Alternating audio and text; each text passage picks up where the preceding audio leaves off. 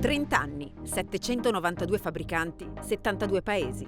Uno spazio in cui persone da tutto il mondo si scambiano esperienze e conoscenze e in cui arte, cultura e ricerca si incontrano per dare vita a qualcosa di nuovo. Un luogo di contaminazione tra saperi e punti di vista diversi, un percorso di ricerca e formazione nei campi più svariati, dalla comunicazione visiva all'interaction design, dal video alla scrittura e molto altro. Un traguardo importante, 30 anni di sperimentazione che si festeggiano con una grande reunion per tutti gli ex fabbricanti. Un solo obiettivo, sviluppare progetti fuori dal comune.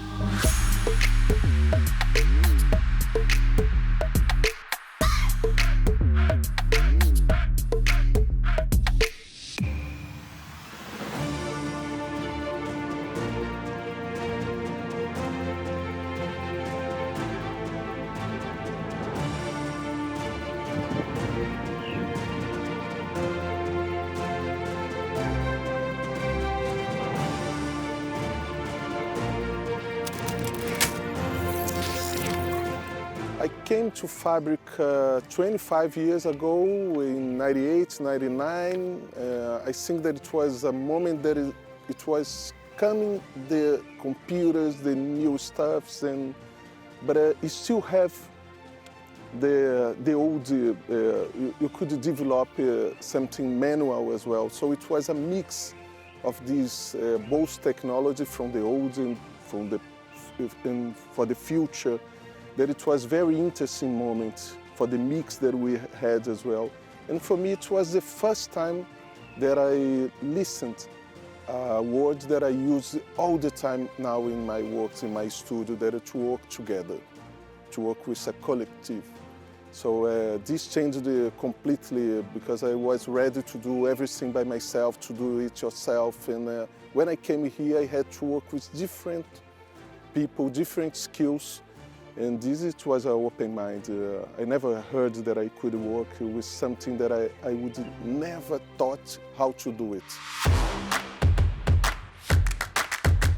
No, actually, I'm curious. If I would ask what I'm doing in my studio, I'm curious.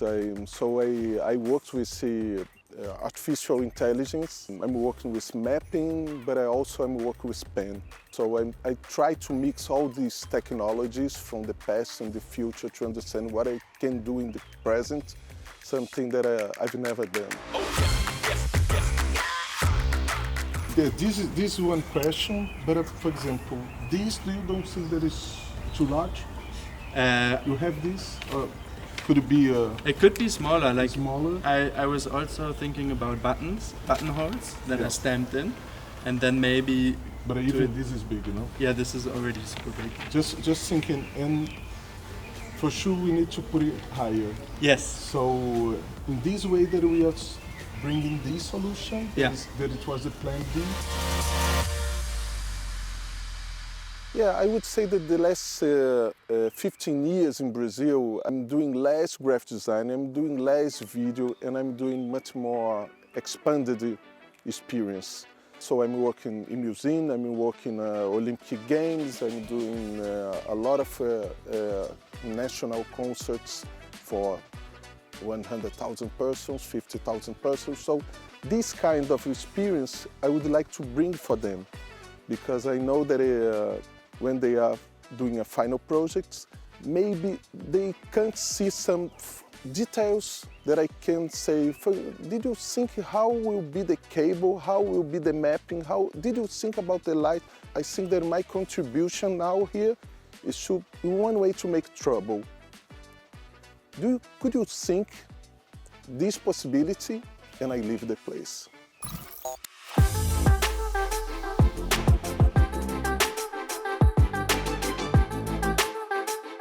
At Fabrica, I was originally working on my personal project, which has a lot to do with a car crash I had in 2020 actually, right after COVID happened.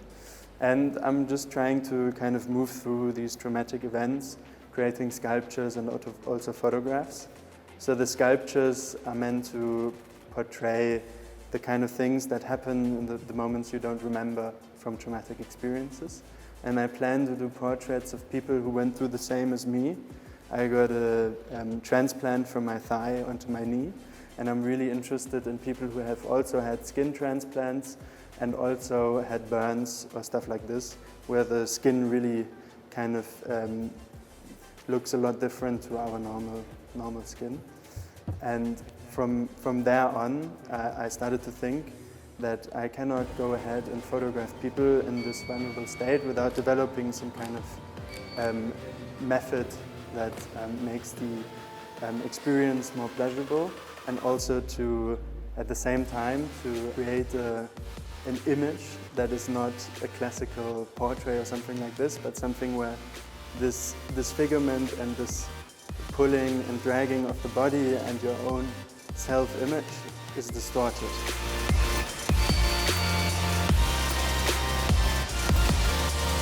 And now here at Fabrica, I'm trying to close the gap between the fun and the trauma by first experimenting with this approach to photography in a series that I'm developing here for the reunion, which is called How to Swallow an Eye from a Face.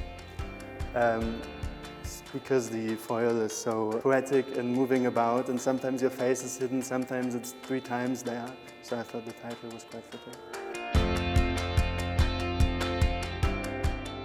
Should we go have a look from the outside too, in terms of size and placement? We have one thing in my studio. If you have just one solution, we have nothing. Yeah, that's true. Okay.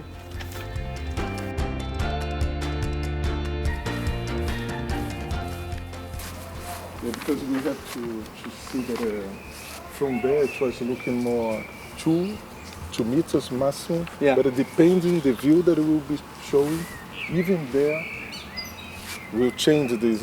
Yeah, the bigger the better, really. Yeah. Yeah, I think so too. So the one-to-one with Batman was super interesting to me, because a lot of people come to Fabrica all the time, and thankfully we have a lot of one-on-ones. What was different this time with Batman was that he has a real eye and approach to production. He works on these huge sets. For example, I think he did the closing of the Olympics in Rio de Janeiro. And so he really knows when something that you're planning is a little bit too complicated or not. And at the same time, he still has worked on such huge projects that he doesn't immediately say no, which is a nice kind of middle ground.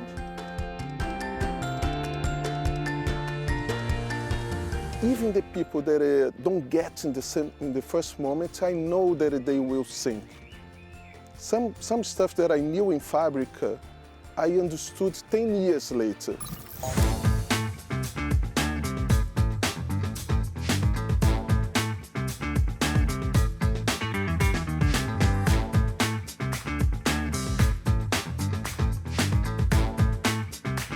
My name is Andrew Jasoon. I'm from Dublin. I recently graduated from the National College of Art and Design in Dublin with a degree in Fine Art Media, which was installation and video photography and 3D.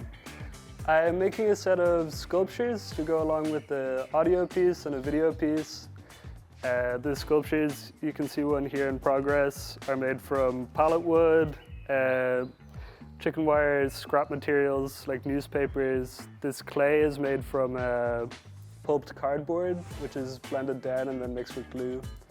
Work is about recontextualizing very charged imagery, so taking them from their usual context and placing them alongside like nature signifying objects such as deer.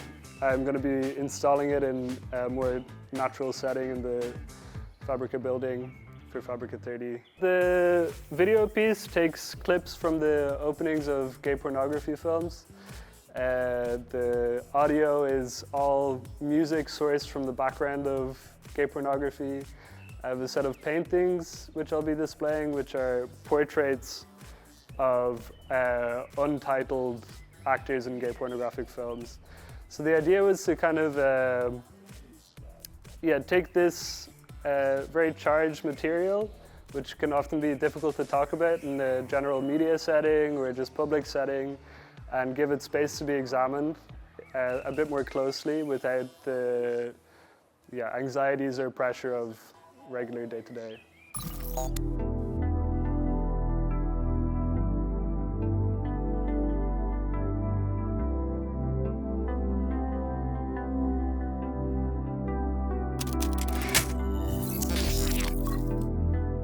But first of all, I wanted to say it's amazing to be back here after 24 years. At that time, I was still graphic designer. That's my background. And then in the year 2000, I came here, as many others, and there I met Petri. I'm a designer by education, by trade, but I became an artist on the way, and Fabrica was one of the reasons why I became what I am today. So the roots really for our becoming what we are come from here, because we met a lot of cultures in a quite young age and then could connect with the whole world in a way. So it was a really, really organic place for us to evolve. The collaboration just evolved in time, but then each of us have their own practices. We are our own people as well, but it's really great to be able to bounce ideas.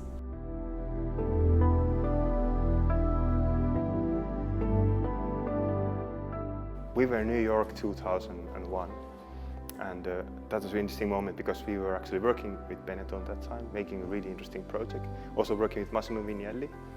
And during those days we discovered kind of a remedy that we can talk much more later about.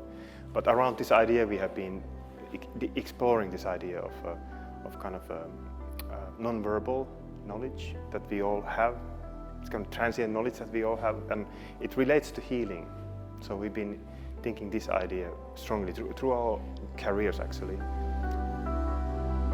We were there for my grandfather's 85th birthday, and he gifted me a remedy that then inspired us to do this work, and we call it remedies since many years. And then we started to talk about this oral family knowledge that we all have. And then we made a publication and a video work. So it's an ongoing project, and so we thought we would like to talk with the fabricantes about their own knowledge about it, because it's a knowledge that we all have, but we're not necessarily conscious about it.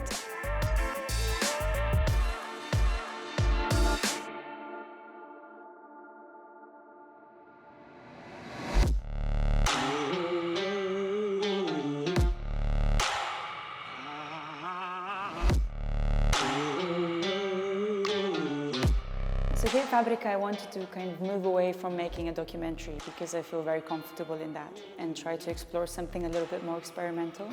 And I always wanted to record the sounds of rocks. I'm very fascinated with the way you can take an object and make music from it, or kind of learn about its life through sounds.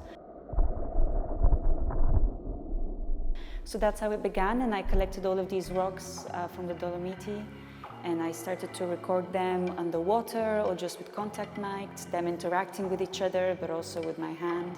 And I created this beautiful soundscape of all of them kind of, me interviewing the rock.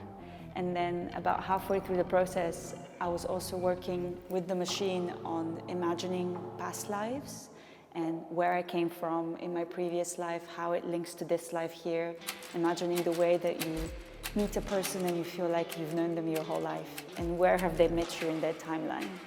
And actually both projects came together when I had this dream that actually in my past life I was a rock, I wasn't a person, and the whole dream was about just being with the sky and being with nature and kind of listening to everything, kind of interacting with me as this rock.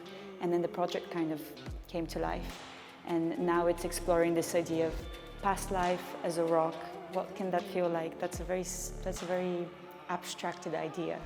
And then I've also wanted to create these very long pieces of paper that can exhibit the timeline of this rock and all of the different people that it's kind of met and interacted with.